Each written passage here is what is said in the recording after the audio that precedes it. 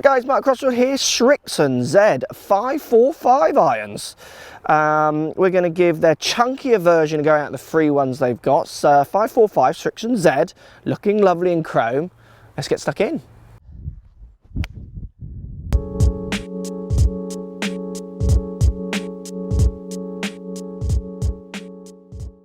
Right guys, we're going Srixon Z 545 forged iron. This is the chunkier sole out of the three irons they do.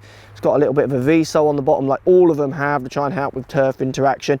This one has an undercutty, bigger cavity, more weight pulled off the face, plenty in the heel and toe. Putting it down by the ball, it doesn't look that dissimilar to the other two. A fraction chunkier, chrome finish, little bit of offset.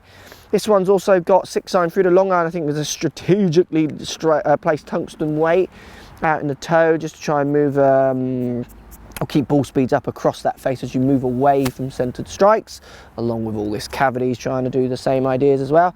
It looks really for their chunkiest iron, if you want to call it that, it looks absolutely gorgeous, really nice. Not a massive top line. You don't quite see the back of the club out of the top as well, which is good.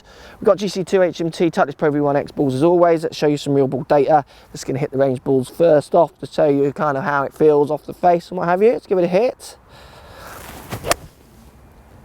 Definitely feels just lovely off the face. It's such a nice sound and it feels through that sound nice. It feels solid. It's a medium to soft hitting sound as well, which feels nice for this kind of forged iron. That launched up a bit high. I'd be interested to see what the launches are.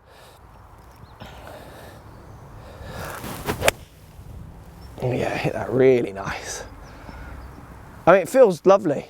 I'm interested to see the numbers. I'm so impressed with these sets of lines. Now this is the chunkier out of the three. They make 3 different ones. And I totally see how you could blend them, which they did with their old set, didn't they, very well, when they weren't called Srixon. I think they were called Cleveland then, because they're the same people.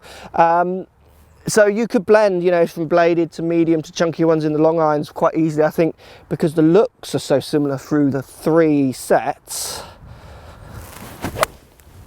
I caught that one slightly out of the bottom, so I'd be asking for that cavity to help me there, and the flight looks all right.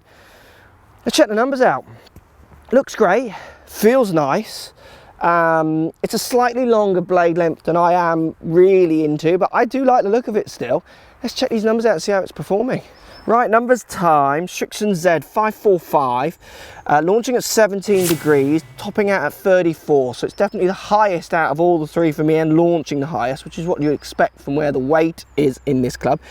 Spinning around the same model near the 5,000 mark, 4.8, so they've all spun about the same, all 3 of them, but this one being the highest out of all the Srixon Z series irons launching. I mean, it's topping out at 182. How did I strike these? So strikes on these were more centered maybe than I hit on the other ones, but that's good distance for a 6 iron for me. That's pretty full.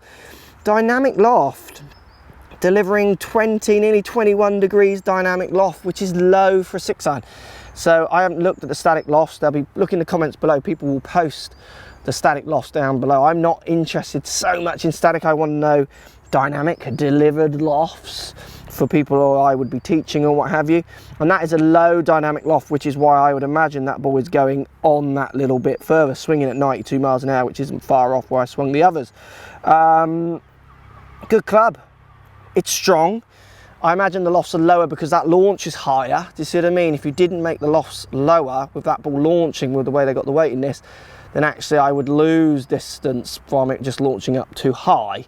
So it's always a compromise in any club building where if you change the launch and the spin to try and get your shot maximum out subject to where the weight is. That's a good looking, good performing iron. It feels quite friendly. I hit some shots there in the test all pretty much in the middle, but in other hits with it I've hit across the face, and the feel of the strike coming off and the way the ball goes still responds okay to my eye. Yeah, good numbers. That's an interesting one. Post comments down below. Again, Srixon coming out with some great stuff there. Impressed. Post comments. Speak to you soon. So if you like what's going on here, don't be afraid to subscribe to the channel. Also thumbs up the video, post comments, love to hear what you guys got to say. Let's keep it social. The more we talk, the more we share, the easier this game will get for everybody. So if you want to find me on Facebook here, you can find me on Facebook. If you want to tweet me, find me on Twitter here as well. Just follow the links, all in the description. Come and join the show, get active, get involved, get playing some better golf. Thanks for watching.